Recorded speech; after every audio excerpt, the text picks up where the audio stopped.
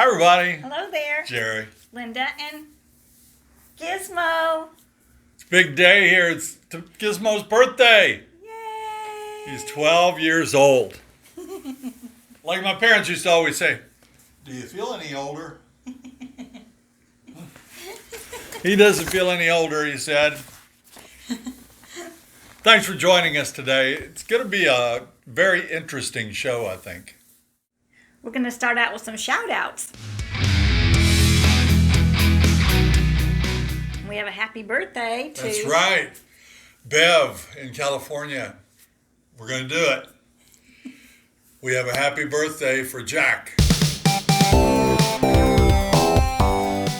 Happy birthday, Jack. 61 years old and still kicking. We appreciate you guys watching. Happy birthday, Jack. And Ken and Jimmy, thank you so much for sending us these amazing things right here. Look, Whoa. switchblades to eat Chinese food. This is awesome. On the golf course. Yeah, these are divot repair tools. Good golfers make ball marks on the green. Yeah, And you're supposed to fix them. No. And these are beautiful in IU red, Indiana University. And pink for Linda. I love it. And a ball marker. Isn't that nice? We have IU degrees, so we appreciate that very much and love the little attached ball marker. Sweet. Very sweet. Thanks Thank you. Ken and Jimmy. And Jimmy, we hope you're feeling better. Marie is one of our top viewers, and we appreciate hearing from you, Marie. And especially when you send us gifts. Oh. I'm teasing, of course. We love to hear from everybody. But look what Marie sent to Linda. Oh my, can you believe this? A leopard print shawl. Woohoo! And it has pockets and buttons. And Gizmo and I enjoyed this last night sitting on the couch watching TV. That's We were her cozy. style. We were cozy. And Marie, thank you Thank for the you. flashlight you sent me. It is so bright it will burn your eye out. It's a Nebo. Thank you, Marie. And Marie, listen, if you hear this, please send us an email with your contact information. We tried to call you. I got on Google and I said, I'm going to find this lady. Right. But I can't find your phone number. So if you want to talk to us, Email. send us a way that we can get in touch with you. Yes. Thank you very much. And Daniel from New York sent us something. Yeah, Daniel sent us a book called The Trouble with Lemons. Daniel, thanks for sending that to us. I'll get to that. It's just my size for a book. It's nice and thin. I can read that, no problemo. But thanks to everybody. Right. And if you want to contact us with questions, our email address is, and we'll get back to you. Or if we don't get back to you with a personal reply, we'll try to include it in Mailbag Monday. We just noticed that Gizmo was not able to see the entire show because his birthday cap wasn't cooperating.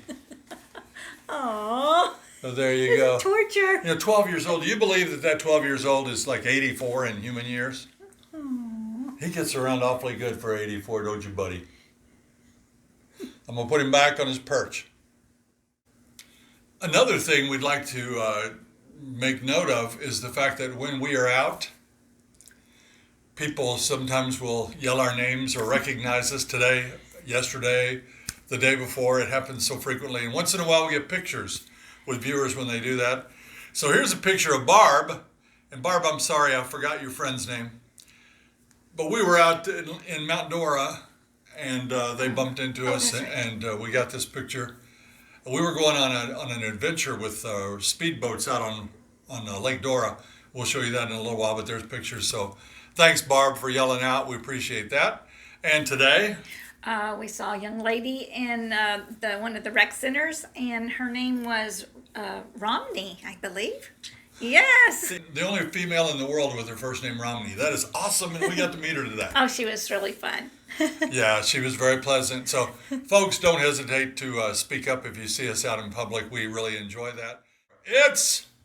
Send us your questions, we've got your answers. Jerry and Linda's Mailbag Monday.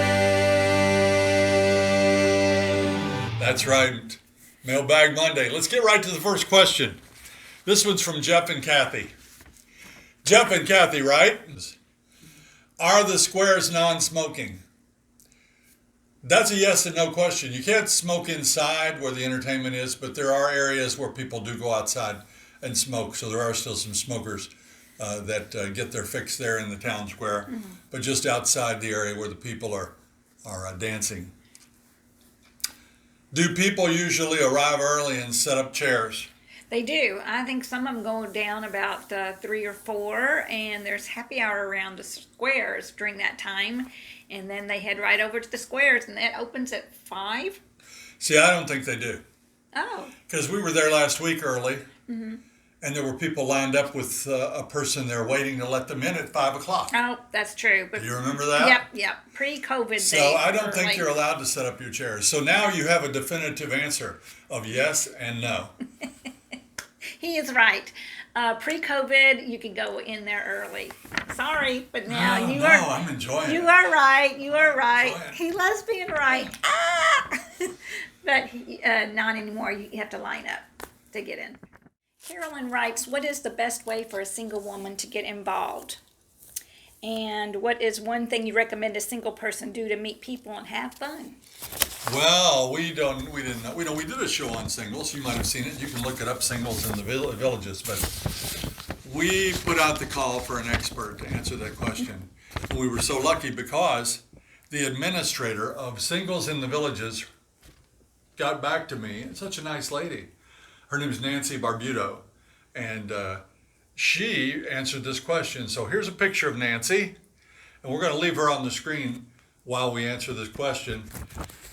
It's a Facebook group founded a little over a year ago by Jeff Shoulder, a single, in the Villages to bring singles together.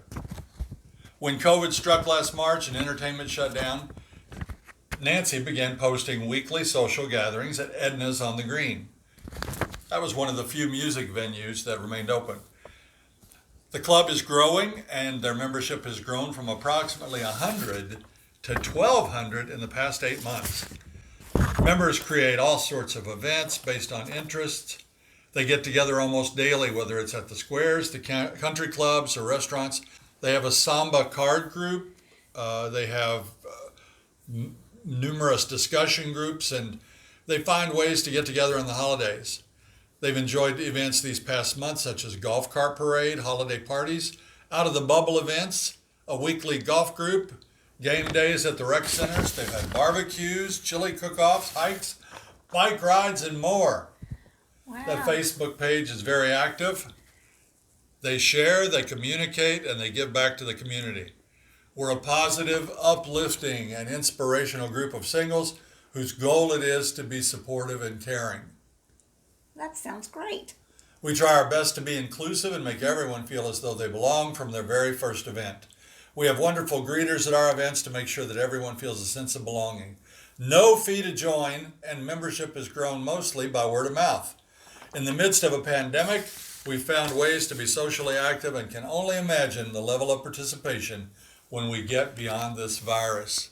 We are very excited about the possibilities of SITV moving forward. Nancy, thanks for a fantastic answer to that question.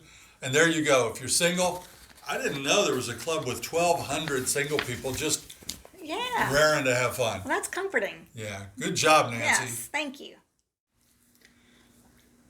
Jeff and Kathy have another question. Do you go out to eat very often? Oh, yeah. I'd say twice a week, 3 times a week. Something like that. Yeah. You know, that's a hard thing to factor into your budget, but we do go out to eat. And she wants to know, where do you go? Oh. So I'm going to say, we don't go there often, but I really like a little restaurant called Napolino's. Mm-hmm. And we like the Oakwood Smokehouse. Yes. There are 2 of those. We like the one on 441. Never been to the other one. Yes, we like Pisano's Pizza. Pisano's Pizza is good. Yes. We like the Metro Diner. Metro Diner has a wide variety of American foods. That's up on 466. And there's chains like Olive Garden and Texas Roadhouse we enjoy. I like Texas Roadhouse. Yeah, he does. Those rolls, man, that they give out there. Have you had those? Yeah! They're awesome. All right, it says,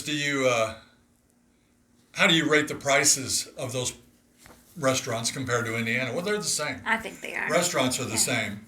Don't worry, they got their other ways to get you here, but the restaurants, they're the same. Jeff and Kathy were in a question asking mood. I guess so. Well, that's They all. want to know, do most people have one or two vehicles? And do we ever wish we had two? Back in Indiana, we had three. We did. And we pared that down to one. And no, life is simpler with one vehicle. And we enjoy having only one vehicle. Right. It hasn't hampered us at all, has it? No, we don't use the car very often. Just once in a while, pick up our We groceries. We have friends that have one car and one golf cart. And they share the golf cart. But then often when they play golf, I can't go because Betty Sue's got the cart that day. And so they have so a lot of people have two carts. Not everybody. Some people don't have one cart. But yeah, one car is plenty, especially when it's time to pay that registration in Texas. Chris and Susie ask a pretty good question, especially if you're going to go sock $400,000 into a home. They want to know, they're looking at some homes in the village of Hawkins, and they are concerned about the turnpike traffic noise. Hawkins seems very close to the turnpike. Have you heard any complaints in that area with regards to turnpike noise? Well, not in that area. I haven't heard any because it's very lightly occupied, if at all, right now. But we drove by there today because we'll go to that length for you, Chris and Susie. And we listened, and I must say, it is really close to the turnpike, and we could definitely hear it. I saw they're building some walls along the roads of Hawkins. So I think that's going to knock down a lot of the noise.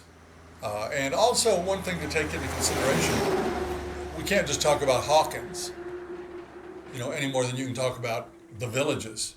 Hawkins is a big neighborhood. The house closest to the turnpike might hear it, and the house right next to it may not, because the one house will block out the noise from the turnpike. And if the wind is blowing the other way, nobody may hear it. But it is close. Sound is a factor. Man, that's one of those things when you're buying a house before it's built, or you're buying a lot, you better come down and check that out. Check it out. Yeah, you check In it different out. parts of the day, it might be busier around, dinner time or really early in the morning. Absolutely. I remember we had a home in Indiana, and at 3 a.m, we could hear trucks on the highway behind us, and they were the big semis going through at 3 in the morning, and it would wake We us owned a up. house with 6 acres, Yeah. and we were 500 feet or more from that highway. It was I-64. You've gone right by this house if you drove down I-64 through Indiana. And we only lived there 2 years in this brand new house because it was noisy. Our trees we planted were only this tall. They were going to have to get that tall to block out any noise. So come and check it out yourself, Chris and Susie. Here's a odd question. How well does the plumbing operate in the Villages? Well, it's just fine for me. Sometimes she has a problem with it. No, it's fine. It's fine. Back in Indiana, though, we made some pulled pork one time. Oh gosh, dang. And we didn't eat it in time. You know how it is. And she put it all down in the disposer. Not all, some of it, and it clogged. And Put enough down there to cost us $1,000 or more because she clogged the pipe and it backed up and what a mess. What a mess. And we had that a few times in Indiana, but we lived in that house 34 years almost. Right. So here, no issues with plumbing. I mean, hey, No. you just give her a flush and she's gone.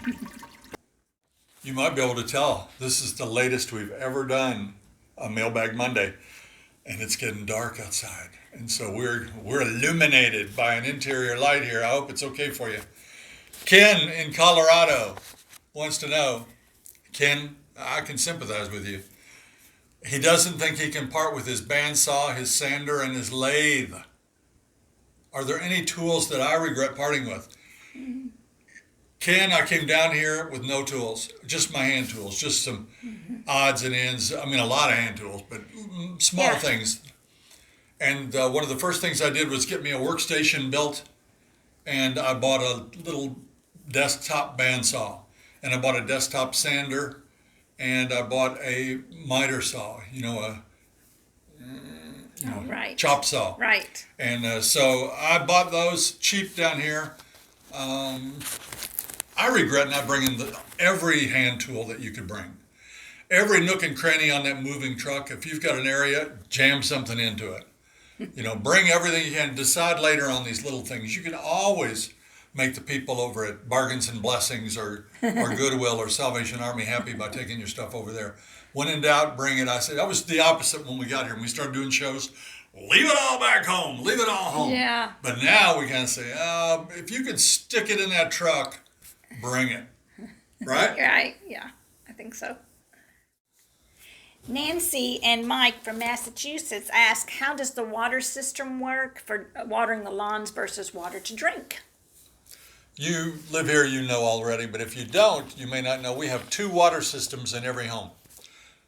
And anytime I say every home, I'm talking about every home for the last 20 years or 30 years. I don't know about the original Orange Blossom Gardens, but here where we live, we have 2 water bills. We have one for drinking water and we have one for our irrigation water. Right. The actual drinking water bill is very inexpensive. It always has that facility fee, which I hate these facility fees. If you have natural gas, boom, you got a fee every month whether you use 1 ounce of gas or not.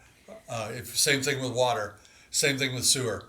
But we have 2 bills, both of them have that, and then they measure the amount of water that you use. Nancy and Mike wanted to know how much it would cost annually to have your water, your drinking water and your irrigation water. I don't know.